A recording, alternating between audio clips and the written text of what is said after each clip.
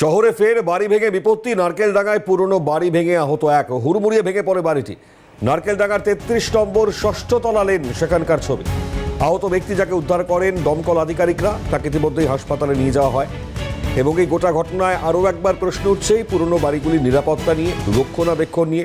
শুভজিৎ দে আমাদের সঙ্গে রয়েছেন এই মুহূর্তে, সরাসরি শুভজিতের গায়ে যাবো। শুভজিৎ, ঘটনা বারবার ঘটেই চলেছে, এক্ষেত্রে দাঁড়িয়ে প্রশ্ন উঠছে রক্ষণাবেক্ষণ নিয়ে।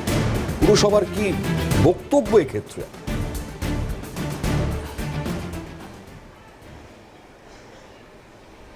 দেখো মণিমা, তোমাকে জানিয়ে রাখি যে একের পর এক আমরা কিন্তু দেখতে পাচ্ছি যে পুরনো শহর কলকাতার পুরনো একের পর এক বাড়িতে ধস নামছে, দেখা যাচ্ছে বাড়ি ভেঙে পড়ছে। গতকালও নারকেলডাঙ্গা থানা এলাকার শীতলতলা 31 নম্বর শীতলতলা লেন, ঠিক আমার পেছনে থাকা এই বাড়িটি তোমাকে একটু দেখানোর চেষ্টা করব। গতকাল রাত্রি 9:30 নাগাদ বাড়ির একেবারে চাঙড় ভেঙে পড়ে এবং এক মহিলা চন্দনা দে যে আহত হয়েছেন তাকে হাসপাতালে ভর্তি করা হয়েছে। এই মুহূর্তে সে চিকিৎসাধীন রয়েছেন।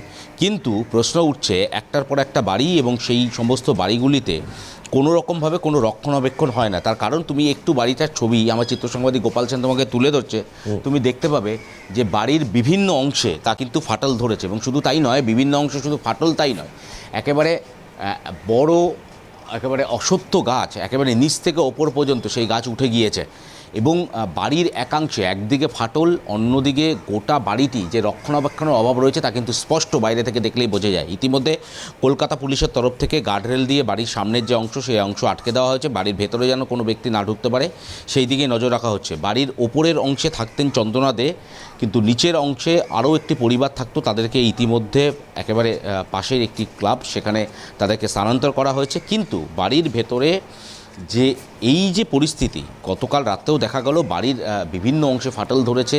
বাড়ির যে সিলিং, সিলিংয়ের একেবারে চাঙড় ভেঙে গতকাল দুর্ঘটনা ঘটে। কিন্তু এই যে ঘটনা একের পর এক ঘটনা ঘটছে, সেক্ষেত্রে প্রশ্ন উঠছে যে কলকাতা কর্পোরেশনের পক্ষ থেকে কি নজরদারি চালানো হচ্ছে না? বিপজ্জনক বাড়ির কোনো স্টিকারই কিন্তু এই গোটা বাড়িটিতে কোনো অংশে লাগানো নেই। সেক্ষেত্রে কেন কলকাতা পুরসভার তরফ থেকে বিপজ্জনক বাড়ি ঘোষণা করা হলো না এই বাড়িটিকে? তার কারণ বাইরের যে অংশের ছবি তুমি এই মুহূর্তে দেখতে পাচ্ছ, আমার চিত্র সাংবাদিক গোপাল সেন তোমাকে তুলে ধরছে যে একের পর এক বিম, সেই বিম থেকে প্রায় প্লাস্টার খসে পড়েছে এবং বিভিন্ন জায়গায় টেম্পোরারিভাবে ইটের যে পিলার, সেই পিলার দিয়ে বাড়ির যে বিমগুলি সেগুলোকে আটকে রাখা হয়েছে। সেক্ষেত্রে যে কোনো সময় বড় ধরনের দুর্ঘটনা ঘটতে পারত।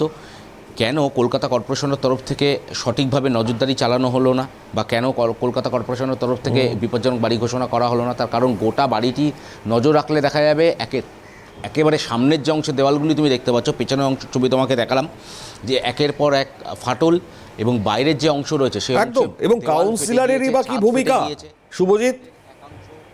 থেকে জল লিকেজ হচ্ছে। মণিমা, আরেকবার যদি বল, কাউন্সিলরেরই বা কি ভূমিকা?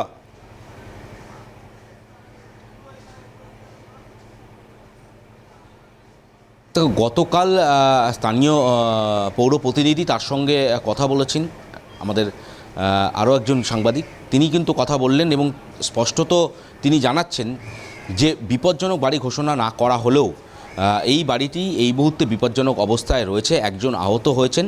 গোটা বিষয়টি তিনি পৌরসভাকে জানাবেন এবং পৌরসভার তরফ থেকে ইঞ্জিনিয়াররা আসবেন, তারা খতিয়ে দেখবেন যে বাড়িটি এই মুহূর্তে কী অবস্থায় রয়েছে। তারপর পৌরসভার তরফ থেকে পরবর্তী পদক্ষেপ নেওয়া হবে। কিন্তু পৌরসভাকে এত দেরি বিলম্বে কেন জানানো হচ্ছে? তার কারণ বিভিন্ন এলাকায় পৌর প্রতিনিধিদেরকে পৌরসভার তরফ থেকে স্পষ্টত বলা হয়েছে একেবারে মানে বড়সড় গাফিলতির আরও এক অভিযোগ সামনে আসছে। শুভজিৎ, ধন্যবাদ।